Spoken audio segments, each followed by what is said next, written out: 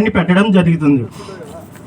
అలాగే బొగ్గు ఆధారిత పవర్ ప్లాంట్లో కూడా జిఎస్పీలు, బ్యాక్ ఫిల్టర్స్ అన్ని పెట్టడం జరుగుతుంది. అదేవిధంగా గ్రీన్ బెల్ట్ అంటే హరితహారాన్ని పెంచడం వల్ల ఈ వెళ్ళి ఉన్న 113 హెక్టార్స్ 50 ఎకరాల వరకు గ్రీన్ బెల్ట్ అంటే మొక్కలు పెంచడం చుట్టూ బౌండరీ చుట్టూ సిమెంట్ ప్లాంట్ బౌండరీ చుట్టూ మొక్కలు పెంచడం జరుగుతుంది. దీనివల్ల ధ్వని కాలుష్యం, వాయు కాలుష్యం అనేది బయటికి వెళ్లకుండా ఉంటుంది.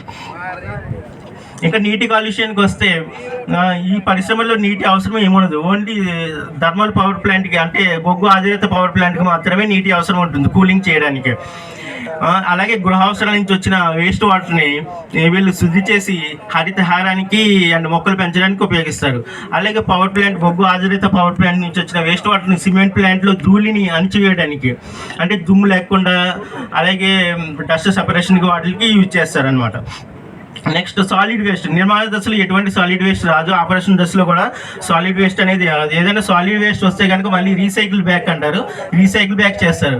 అలాగే బొగ్గు ఆధారిత పవర్ ప్లాంట్లో వచ్చినప్పటికీ ఫ్లై యాష్ అనేది వస్తుంది. ఈ ఫ్లై యాష్ మొత్తం సిమెంట్ ప్లాంట్లో సిమెంట్ తయారు చేయడానికి ఉపయోగిస్తారు తప్ప బయటికి ఎక్కడికి వదలడం జరగదు. నెక్స్ట్ హరితహారం అభివృద్ధి. ఇంచుమించుగా కర్మాగారంలో 45